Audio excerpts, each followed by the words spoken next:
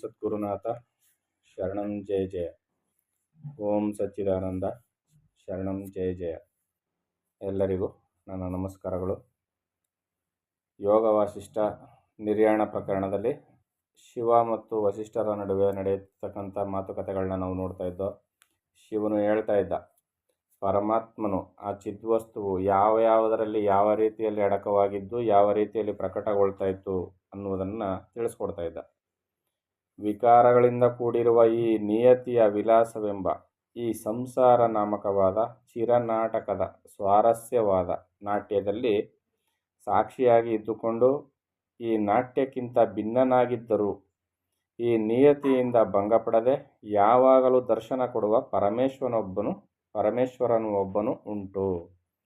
ವಸಿಷ್ಠರಿಗೆ ಶಿವ ಏನು ಹೇಳ್ತಾ ಇದ್ದಾನೆ ಇಲ್ಲಿ? ಅನೇಕ ವಿಕಾರಗಳಿಂದ ಕೂಡಿರ್ತಕ್ಕಂಥದ್ದು ಈ ಜಗತ್ತು. ಈ ಅನೇಕ ವಿಕಾರಗಳಿಂದ ಕೂಡಿರ್ತಕ್ಕಂಥ ಈ ನಿಯತಿ, ನೀವು ಏನು ಒಂದು ಜಗನ್ನಿಯಮವನ್ನು ಮಾಡಿಟ್ಟಿದ್ದಾನಲ್ಲ ಪರಮಾತ್ಮ, ಈ ನಿಯತಿ ಅನೇಕ ವಿಲಾಸಗಳಿಂದ ಕೂಡಿರ್ತಕ್ಕಂಥದ್ದು. ಈ ಸಂಸಾರ ನಾಮಕವಾದ ನಾಟಕ, ಚಿರನಾಟಕ ಇದು. ಸಾಮಾನ್ಯವಾಗಿ ಒಂದು 2 ಗಂಟೆನೋ 3 ಗಂಟೆನೋ ಇದ್ದು ಹೋಗುವಂಥ ನಾಟಕ ಅಲ್ಲ, ಇದು ಚಿರನಾಟಕ. ಇದು ಯಾಕೆ ನಿರಂತರವಾಗಿ ನಡೀತಾ ಇರ್ತಕ್ಕಂಥದ್ದು ಈ ಜಗನ್ನಾಟಕ.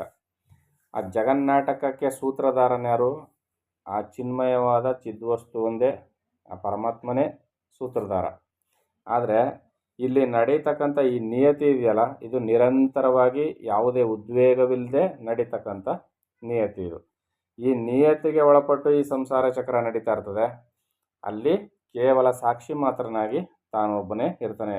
ಈ ಯಾವುದೇ ನಿಯತಿಗೂ ಭಂಗ ಪಡದೆ ಸಾಕ್ಷಿ ಮಾತ್ರನಾಗಿ ದರ್ಶನ ಕೊಡ್ತಕ್ಕಂಥ ಪರಮಾತ್ಮನೊಬ್ಬನಿದ್ದಾನೆ, ಅವನೇ ದೇವರು ಅಂತ ಇಲ್ಲಿ ವಸಿಷ್ಠರಿಗೆ ಶಿವ ಹೇಳ್ತಾ ಇದ್ದಾನೆ. ಮುಂದುವರೆದು ಶಿವ ಹೇಳ್ತಾನೆ, ಹಿಂದೆ ಹೇಳಿದಂತೆ ನಿಯತ ನಾಟಕ ಸಾಕ್ಷಿಯಾಗಿರುವ ಅವನೇ ದೇವನು, ಆತನು ಪರಮನು. ಯಾವಾಗಲೂ ಸತ್ಪುರುಷರು ಪೂಜೆ ಮಾಡುವುದು ಇವನನ್ನೇ. ಜ್ಞಾನಿಗಳು ಪೂಜೆ ಮಾಡುವುದು ಈ ಭಗವಂತನನ್ನೇ. ಮತ್ತು ಈತನು ಚಿನ್ಮಾತ್ರನು, ಅನುಭೂತಿಯೇ ಆತ್ಮವಾಗಿ ಉಳ್ಳವನು, ಯಾವಾಗಲೂ ಅನುಭೂತಿಯನ್ನೇ ಉಳ್ಳಂಥವನು. ಸರ್ವದರಲ್ಲಿಯೂ ಇದ್ದು ಸರ್ವಕ್ಕೂ ಆಶ್ರಯನಾಗಿರುವನು. ಎಲ್ಲದರಲ್ಲಿಯೂ ಇದ್ದಾನೆ, ಸರ್ವದರಲ್ಲಿಯೂ ಇದ್ದು ಸರ್ವಕ್ಕೂ ಆಶ್ರಯದಾತನು ಆತನೇ ಆಗಿದ್ದಾನೆ. ಘಟ ಪಟ ವಟ, ವಟ ಅಂದರೆ ಮರ ಅಂತ, ಕುಡ್ಯ ಅಂದರೆ ಗೋಡೆ ಅಂತ, ಶಕಟ ಮರ್ಕಟಗಳಲ್ಲೆಲ್ಲ ಇರುವನು. ಶಿವ, ಹರ, ಹರಿ, ಬ್ರಹ್ಮ, ಶುಕ್ರ, ವೈಶ್ರವಣ, ಯಮ ಎಲ್ಲರೂ ಈತನೇ. ಎಲ್ಲದರಲ್ಲಿಯೂ ಇದ್ದಾನೆ, ಎಲ್ಲವೂ ತಾನೇ ಆಗಿದ್ದಾನೆ. ಇಲ್ಲಿ ಕಾಣ್ತಕ್ಕಂಥದ್ದು, ಹೇಳಿರ್ತಕ್ಕಂಥದ್ದು ಏನೇನು ಈಗ ಎಲ್ಲ ಹೆಸರು ಹೇಳಿದ್ವಲ್ಲ, ಎಲ್ಲದರಲ್ಲಿಯೂ ಇದ್ದಾನೆ, ಎಲ್ಲವೂ ತಾನೇ ಆಗಿದ್ದಾನೆ. ಒಳಗೆ ಹೊರಗೆಲ್ಲ ವ್ಯಾಪಿಸಿಕೊಂಡು ಸರ್ವಾತ್ಮನಾಗಿರುವ ಈ ದೇವನು ಆತ್ಮಜ್ಞಾನ ಸಂಪನ್ನನಾಗಿರುವವರು ಎಲ್ಲರಿಂದಲೂ ನಾನಾ ಕ್ರಮಗಳಿಂದ ಭಗವಂತನೆಂದು ಪೂಜೆಗೊಳ್ಳುವನು. ಯಾರ್ಯಾರು ಆತ್ಮಜ್ಞಾನವನ್ನು ಸಂಪಾದನೆ ಮಾಡಿದಾರೋ ಅವರೆಲ್ಲರಿಂದಲೂ ನಾನಾ ವಿಧದಲ್ಲಿ ಪೂಜೆಯನ್ನು ಕೈಗೊಳ್ತಾನೆ. ಒಬ್ಬೊಬ್ಬರು ಒಂದೊಂದು ರೀತಿಯಲ್ಲಿ ಧ್ಯಾನವನ್ನು, ಪೂಜೆಯನ್ನು ಪರಮಾತ್ಮನಿಗೆ ಮಾಡ್ತಾರೆ. ಪೂಜಾ ಕ್ರಮವು ಅಂತಹ ಆಗಲಿ ಬಾಹ್ಯವೇ ಆಗಲಿ ಸ್ನಾನ ಆಚಮನಾದಿಗಳಿಂದ ಎಷ್ಟೇ ಪವಿತ್ರವಾಗಿದ್ದರೂ ದೇಹ ಮಂದಿರವನ್ನು ದಾಟಿ ದೇಹವನ್ನು ಬೆಳಗುವ ಚಿತ್ ಸ್ವರೂಪವು ಯಾವುದುಂಟೋ ಅದನ್ನು ಗ್ರಹಿಸಬೇಕು. ಇಲ್ಲಿ ವಸಿಷ್ಠರಿಗೆ ಶಿವ ಏನು ಹೇಳ್ತಾ ಇದ್ದಾನೆ? ಪೂಜಾ ಕ್ರಮವು, ವಸಿಷ್ಠ ಕೇಳಿದೇನು, ನಿಜವಾದ ದೇವರು ಯಾರು, ನಿಜವಾದ ಪೂಜಾ ಕ್ರಮ ಯಾವುದು ಅಂತ ಕೇಳಿದರು. ಅದಕ್ಕಿಷ್ಟೆಲ್ಲ ವಿವರಣೆಗಳು ಬರ್ತಾ ಇರೋದು. ಪರಮಾತ್ಮನೆಂಬುವನು ಹೀಗೆ ಸರ್ವದರಲ್ಲಿಯೂ ಇದ್ದಾನೆ, ಸರ್ವಕ್ಕೂ ಸಾಕ್ಷೀಭೂತನಾಗಿದ್ದಾನೆ, ಸರ್ವಾಧಾರವಾಗಿದ್ದಾನೆ.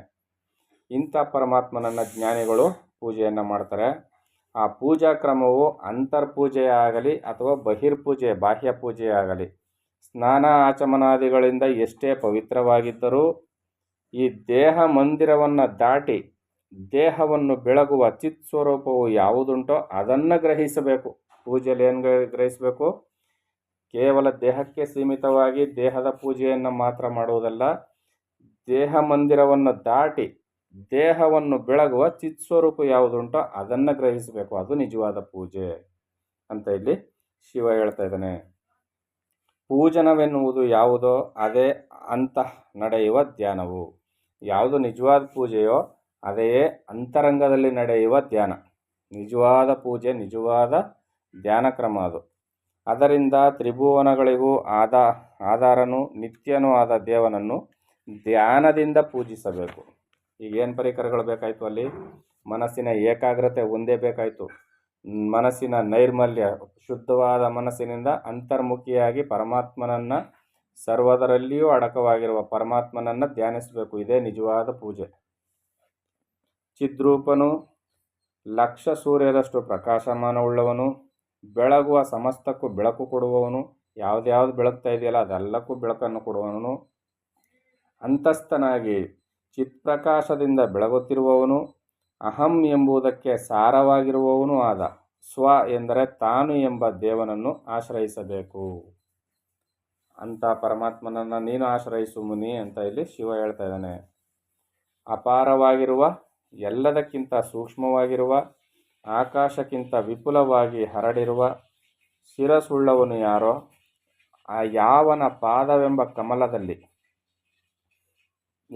ಪಾದವೆಂಬ ಕಮಲಕೋಶದಲ್ಲಿ ಅನಂತವಾದ ಆಕಾಶವು ಅಡಗಿ ಹೋಗಿರುವುದೋ, ಕೊನೆಯೇ ಕಾಣದಿರುವ ದಿಕ್ತಟಗಳಿಂದ, ವಿಶಾಲವಾದ ಭುಜಮಂಡಲಗಳಿಂದ ಶೋಭಿತನಾದವನು ಯಾರೋ, ಸತ್ಯಾದಿ ಮಹಾಮಹಾಲೋಕಗಳನ್ನು ಯಾರು ಆಯುಧಗಳಂತೆ ಕೈಗಳಲ್ಲಿ ಧರಿಸಿರುವನೋ, ಯಾವನ ಹೃದಯಾಕಾಶದ ಮೂಲೆ ಒಂದರಲ್ಲಿ ಬ್ರಹ್ಮಾಂಡಗಳು ಗುಂಪು ಗುಂಪಾಗಿ ಸೇರಿಕೊಂಡಿರುವವೋ, ಬ್ರಹ್ಮಾಂಡಗಳು ಗುಂಪು ಗುಂಪಾಗಿ ಸೇರಿಕೊಂಡಿರುವಂತೆಯಲ್ಲಿ ಆತನ ಹೃದಯಾಕಾಶದ ಒಂದು ಮೂಲೆಯಲ್ಲಿ, ಹೃದಯಾಕಾಶ ಅಂದರೆ ಇಲ್ಲಿ ಅಂತರಂಗದಲ್ಲಿ ಪ್ರಕಾಶಮಯವಾದ ಪರಮಾಕಾಶದ ಹೊರಗೆ ಇರುವ ಅನಂತ ಮೂರ್ತಿಯು ಯಾರೋ, ಯಾವನ ಮೇಲೆ ಕೆಳಗೆ 4 ವಿದಿಕ್ಕುಗಳಲ್ಲಿ ಸತತವಾಗಿ ಬ್ರಹ್ಮ, ಇಂದ್ರ, ಹರಿ, ರುದ್ರ, ಈಶ ಮೊದಲಾದ ಪ್ರಮುಖರಾದ ಅಮರರು ಸೇರಿಕೊಂಡಿರುವರೋ, ಆ ಮಹಾದೇವನಿಗೆ ಈ ಪ್ರಾಣಿ ಸಮೂಹಗಳೆಲ್ಲವೂ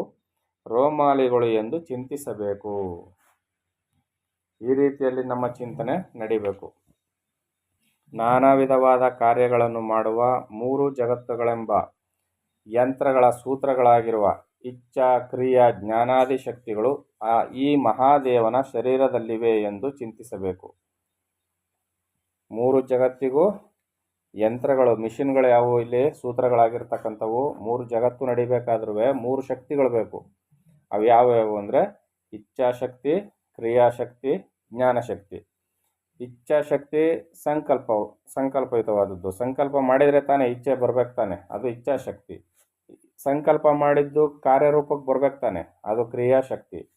ಆ ಕ್ರಿಯೆಯನ್ನು ಮಾಡೋದಕ್ಕೆ ಜ್ಞಾನ ಬೇಕು, ಅದು ಜ್ಞಾನಶಕ್ತಿ. ಈ 3 ಒಟ್ಟುಗೂಡಿದಾಗ ಜಗದ್ ವ್ಯಾಪಾರ ತನ್ನಿಷ್ಟಕ್ಕೆ ತಾನೇ ನಡೀತಾ ಇರ್ತದೆ. ಈ ಎಲ್ಲ ಶಕ್ತಿಗಳು ಯಾರ ಅಧೀನದಲ್ಲಿದೆ, ಯಾರಿಂದ ಪ್ರೇರಿತವಾಗಿದೆ, ಯಾರ ಒಂದು ಚೇತನ ವಸ್ತುವಿನ, ಆ ಚಿದ್ಘನ ವಸ್ತುವಿನ ಚೇತನದ ಒಂದು ಪ್ರಭೆಯಿಂದಲೇ ಇವೆಷ್ಟು ನಡೀತಾ ಇರ್ತವೆ. ಈ ಮಹಾದೇವನ ಶರೀರದಲ್ಲಿವೆ ಎಂದು ನೀನು ಚಿಂತಿಸಬೇಕು ಅಂತ ವಸಿಷ್ಠರಿಗೆ ಶಿವ ಹೇಳ್ತಾ ಇದ್ದಾನೆ. ಇಂತಹ ಯಾವ ದೇವನುಂಟೋ ಆತನು ಎಲ್ಲರಿಗಿಂತ ಶ್ರೇಷ್ಠನು. ಚಿನ್ಮಾತ್ರನಾಗಿ, ಅನುಭೂತ ರೂಪವಾಗಿ, ಸರ್ವಗತನಾಗಿ, ಸರ್ವಾಶ್ರಯನಾಗಿ, ಘಟ, ಪಟ, ವಟ, ಕುಡ್ಯ, ಶಕಟ, ಮರ್ಕಟಗಳಲ್ಲಿ ಇರುವನು. ಇಂತಹ ದೇವನನ್ನು ಸತ್ಪುರುಷರು ಸದಾ ಪೂಜೆ ಮಾಡುವರು. ಇದೇ ಪರಮಾತ್ಮನ ನಿಜವಾದ ಪೂಜೆ. ಆತನು ಶಿವ, ಹರ, ಹರಿ, ಬ್ರಹ್ಮ, ಇಂದ್ರ, ಕುಬೇರ, ಯಮ ಮೊದಲಾದ ಎಲ್ಲ ಅನಂತ ರೂಪಗಳನ್ನು ಧರಿಸಿ ಎಲ್ಲಕ್ಕೂ ಆಧಾರನಾಗಿರುವ ಸತ್ತ ಮಾತ್ರ ಸ್ವರೂಪನು. ಎಲ್ಲದರಲ್ಲಿಯೂ ಸತ್ವ ಅಡಗಿದೆಯಲ್ಲ, ಆ ಸತ್ವವೇ ಪರಮಾತ್ಮನಾಗಿದ್ದಾನೆ. ತನ್ನ ಬಲದಿಂದ ಅವಿಕಾರಿಯಾದ ಬ್ರಹ್ಮವನ್ನು ವಿಕಾರಿಯಾದ ಜಗತ್ತಾಗಿ ತೋರಿಸಬಲ್ಲ ಕಾಲನು ಈ ಮಹಾದೇವನ ದ್ವಾರಪಾಲಕನು. ಮಹಾಶೈಲಾದಿಗಳನ್ನೆಲ್ಲ ಉಳ್ಳ ವಿಸ್ತಾರವಾದ ಈ ಬ್ರಹ್ಮಾಂಡ ಮಂಡಲವು ಆ ಮಹಾದೇವನ ದೇಹದಲ್ಲಿ ಎಲ್ಲಿಯೋ ಒಂದು ಮೂಲೆಯಾಗಿರುವುದು. ಸಹಸ್ರ ಶ್ರವಣಗಳು, ನೇತ್ರಗಳು ಉಳ್ಳವನು, ಸಹಸ್ರ ಶಿರಸ್ಸುಳ್ಳವನು, ಸಹಸ್ರ ಭುಜಗಳಿಂದ ಶೋಭಿಸುವವನು, ಶಾಂತನಾಗಿರುವವನು ಅಂದರೆ ಉದ್ವೇಗ ವಿಕಾರಗಳಿಲ್ಲದೆ ರಾಗ ದ್ವೇಷಗಳು ಇಲ್ಲದವನು, ಎಲ್ಲಿ ಬೇಕೆಂದರಲ್ಲಿ ನೋಡಬಲ್ಲನು, ಎಲ್ಲೆಂದರಲ್ಲಿ ಗ್ರಹಣಶಕ್ತಿ ಉಳ್ಳವನು, ಸರ್ವವ್ಯಾಪಕನಾದ ಮೇಲೆ ಅವನಿಗೆಲ್ಲವೂ ಸಾಧ್ಯವಾಗಿರ್ತದೆ.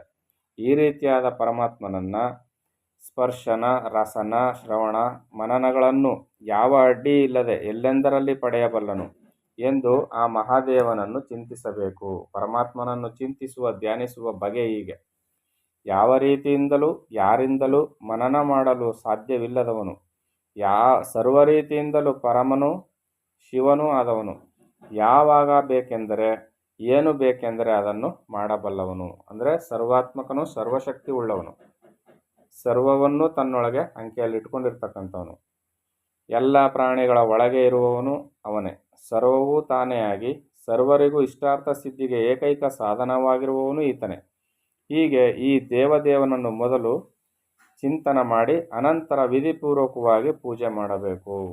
ಮೊದಲು ಪರಮಾತ್ಮನ ಚಿಂತನೆಯನ್ನು ಈ ರೀತಿ ಮಾಡಿ ಅನಂತರ ವಿಧಿ ನಿಯಮಗಳು ಎಲ್ಲ ವಿಧಿಸಲ್ಪಟ್ಟಿರ್ತದಲ್ಲ, ಅವಿಧಿಪೂರ್ವಕವಾದ ಪೂಜೆನ ನೀನು ಅನಂತರ ಮಾಡ್ಕೊ, ಮೊದಲು ಈ ಪೂಜೆಯನ್ನು ಮಾಡುವಂಥ ಶಿವ ವಸಿಷ್ಠರಿಗೆ ಹೇಳ್ತಾ ಇದ್ದ. ಮುಂದುವರೆದು ಏನು ಹೇಳ್ತಾನೆ ಅಂತ ಮುಂದಿನ ಆಡಿಯೋದಲ್ಲಿ ನೋಡೋಣ. ಎಲ್ಲರಿಗೂ ಒಳ್ಳೆಯದಾಗಲಿ. ಓಂ ಸದ್ಗುರುನಾಥ ಶರಣಂ ಜಯ ಜಯ.